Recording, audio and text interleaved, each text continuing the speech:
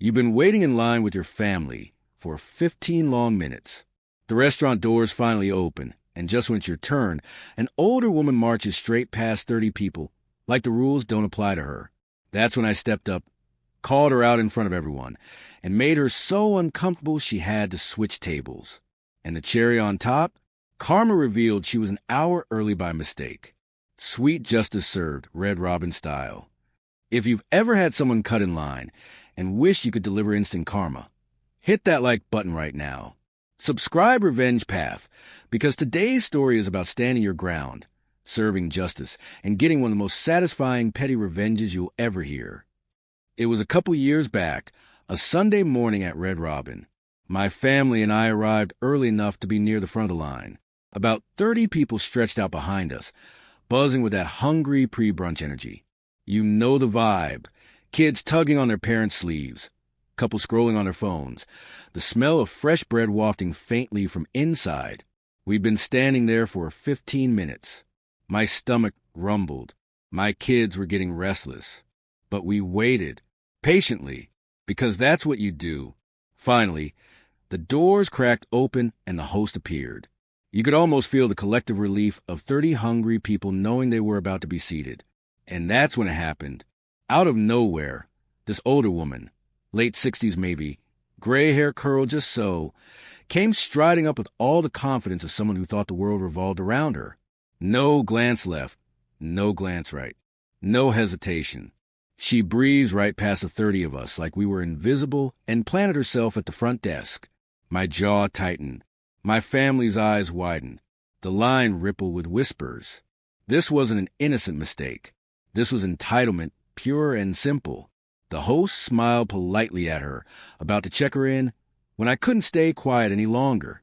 My voice cut through the lobby, calm but firm. "Excuse me. This lady just cut in front of 30 people who've been waiting. We've been here for 15 minutes.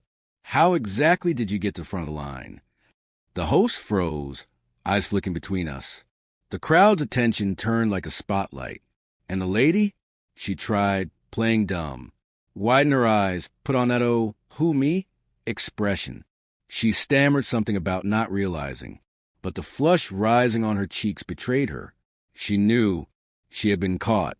In that moment, I had two choices. Shrug it off, let her get away with it, and stew silently. Or draw a line. I chose the line. I told the host, "Listen, at the very least, my family should be seated first. After that, do whatever you want with her." There was no yelling, no insults, just direct, undeniable logic. The host nodded, clearly relieved someone had spoken up, and checked us in ahead of her. Behind us, I could feel 30 silent nods of approval. We were seated, menus in hand, when the story took a turn for the better. Because as fate would have it, the restaurant placed a line cutter at the table directly next to ours. She sat down across from me, and when she glanced up, our eyes locked. I didn't say a word. I didn't need to. I just stared at her, calm, unblinking. Her discomfort grew with every passing second. She shifted in her seat, picked up her menu, set it down, fumbled with her napkin. Finally, she pulled out her phone, and that's when karma struck. She called someone, probably her family, and clear as day, I overheard her say, "Wait, you're not here yet? Oh no, the time changed this morning? I'm an hour early?" I smirked, right there across the table, not hiding it, just a slow, satisfied grin. Her face turned crimson.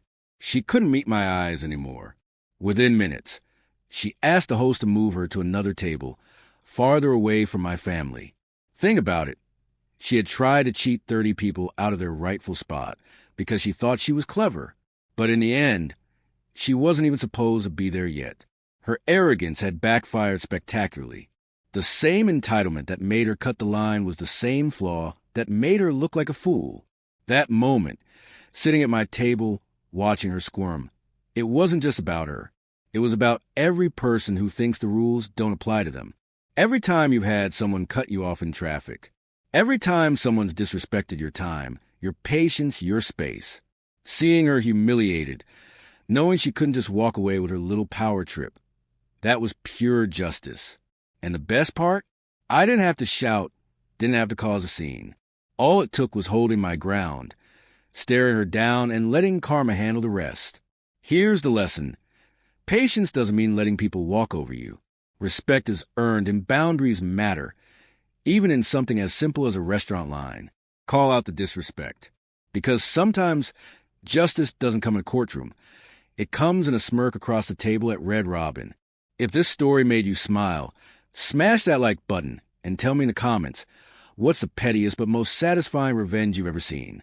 Don't forget to subscribe, because trust me, karma always finds its way back.